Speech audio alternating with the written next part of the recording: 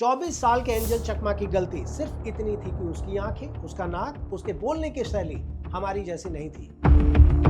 खुद को सबसे बड़ा हिंदू साबित करने वाले कई लोग सवार हैं। नैनीताल में 12 साल की बच्ची के साथ रेप हुआ। नहीं, मुझे कोई डर नहीं है। जिसको जो करना है आके कर ले। क्या करना है, उसके बाद फिर से एक प्रोटेस्ट होगा और मैं भी ऐसे ही चली जाऊंगी।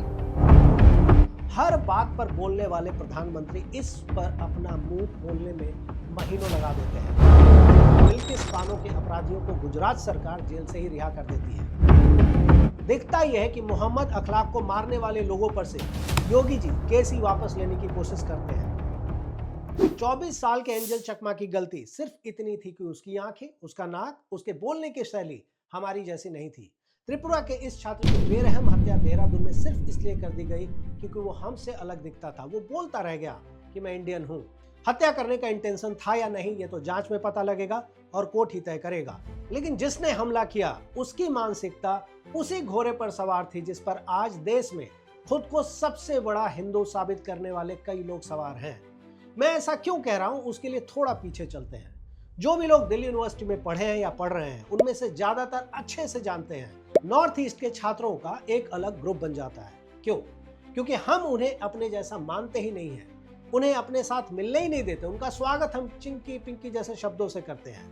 2020 में कोविड के समय नॉर्थ ईस्ट के लोगों को पंजाब, हरियाणा, हिमाचल, उत्तराखंड, दिल्ली जैसे राज्यों में कोरोना वायरस कहा जाता था। उन्हें किराए पर घर नहीं दिया जाता था। पैसे देने के बाद भी दुकानदार सामान नहीं देता था, और ये सिर्फ इसलिए क्योंकि उनका चेहरा चीन के लोगों के जैसा दिखता है।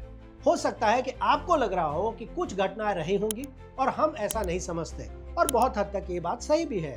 एक उदाहरण देता हूं। क्या आपने एक भी केस सुना था जिसमें बिहार के लोगों को या यूपी के लोगों को या मध्य प्रदेश के लोगों को आपने या किसी ने दिखने के आधार पर कोरोना वायरस कहा था? कमेंट बॉक्स में लिख के बताइएगा। अगर कहा होगा तो उसका नाम चेक कर लीजिएगा। सवाल है कि क्या नफरती हिंसा और नस्लीय भेद की ये घटना इकलौती घटना है? बिल्कुल नहीं। अभी कुछ दिन पहले कश्मीर के सौल वाले को हिमाचल प्रदेश में बुरी तरह से मारा गया। मई 2025 में नैनीताल में 12 साल की बच्ची के साथ रेप हुआ। इस पर लोगों का विरोध प्रदर्शन हुआ। यहां तक बात समझ में आती है, लेकिन इस अपराध को जानबूझकर धार्मिक रंग दे दिया गया क्योंकि आरोपी बुजुर्ग मुसलमान था।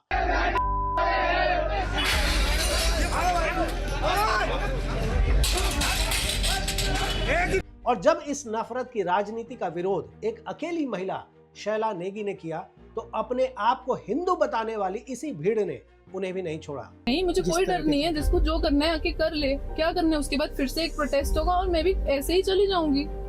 ये सारी घटनाएं एक ही फॉर्मूले से तैयार होती हैं, नफरत। एंजल की जान तो चली गई, मगर सवाल यह है कि सिस्टम इसे कैसे देख रहा है।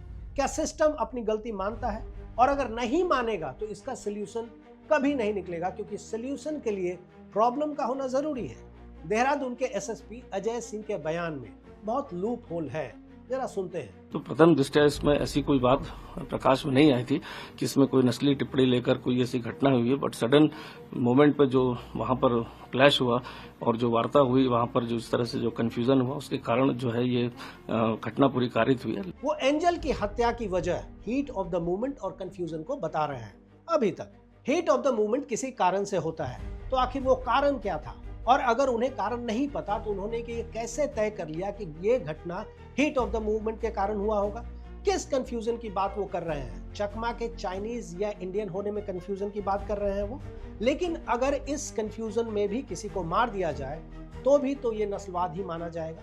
मैं अजय सिंह की मजबूरी को पूरी तरह से समझता हूँ। इस घटना को रेशियल मानने में उन्हें दिक्कत होगी, क्योंकि इससे देवभूमि उत्तराखंड को धक्का पहुंचेगा और उनका ट्रांसफर भी हो सकता है। सवाल है कि क्या ये घटनाएं अभी बढ़ी हैं या पहले भी थी? दरअसल नफरत की घटनाएं कोई नई बात नहीं है, ये पहले के सरकारों में भी खूब रही हैं, लेकिन उस समय इन चीजों का बचाव सरकारें कम किया करती थी, खास करके केंद्र सरकार। लेकिन 2014 के बाद इसे राजनीतिक संरक्षण मिलता हुआ दिखता है, और इसके पीछे कारण भी है। आरएसएस की विचारधारा हिंदू के अलावा किसी और पहचान को स्वीकार ही नहीं करना चाहती है। आदिवासी हो, क्रिश्चियन हो, नॉर्थ ईस्ट के लोगों, सबको जबरदस्ती एक पहचान में फिट करने की कोशिश होती है, और वो है हिंदू। हिंदू मुसलमान एकता, हमारा तो विचार ऐसा है कि ये शब्द ही बड़ा भ्रामक है। ये दो है ही नहीं, एकता की बात क्या है? इनको जोड़ना क्या, ये जुड़े हुए हैं,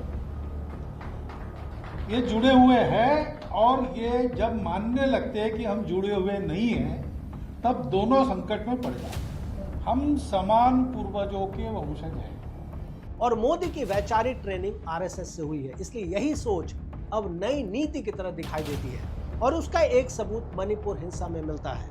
मणिपुर में सैकड़ों लोग मारे गए, महिलाओं को नेकेड घुमाने से लेकर इतना कुछ हुआ जिसके बारे में बोला भी नहीं जा सकता। हर बात पर बोलने वाले प्रधानमंत्री इस पर अपना मुंह खोलने में महीनों लगा देते हैं। लेकिन अगर यही घटना अभी एक भी हिंदू के खिलाफ बंगाल में हो जाए तो लगेगा कि पूरा युद्ध छिड़ गया हो। और इसी का फायदा हिंदू सेना, मोनू मानेसर, हिंदू रक्षा दल जैसे गुंडई करने वाले छोटे छोटे ऑर्गेनाइजेशन ने खूब उठाया है। और बहुत बार तो कुछ लोग खुद से ही शुरू हो जाते हैं। उन्हें लगता है कि सरकार तो हिंदुओं के लिए ही है, इसलिए ट्राई कर लेते हैं, शायद नेतागिरी करने का एक आध मौका मिल जाए। थ्योरेटिकली ऐसा हो सकता है कि सरकार इस तरह की घटनाओं को रोकना चाहती हो, मगर प्रैक्टिकलिटी में यह दिखता है कि बिल्किस बानो के अपराधियों को गुजरात सरकार जेल से ही रिहा कर देती है। दिखता यह है कि मोहम्मद अखलाक को मारने वाले लोगों पर से योगी जी केस ही वापस लेने की कोशिश करते हैं। इसलिए सरकार के नीयत पर सवाल तो खड़ा होता ही है। और जिस नफरत को बढ़ावा मिल रहा है, यह देश के लिए बहुत खतरनाक है। सरकार और प्रशासन की नाकामी से राज्य के लोग अपने आप को अलग थलग महसूस करने लगेंगे और फिर ऐसे में सरकार के लिए सुरक्षा व्यवस्था और एकता बनाए रखने में बहुत बड़ा चैलेंज आ सकता है। आज बात एंजल चकमा की है, कल ये नाम रमेश झा या ए मंडल या बी सिंह हो सकता है या कोई और, क्योंकि जब नफरत की हवा बहती है तो वो किसी को नहीं छोड़ती। आज धर्म और चेहरे की बारी है, कल जाति की बारी आएगी। अगर आज आवाज उठाने से चूक गए तो कल बच के रहिएगा। धन्यवाद।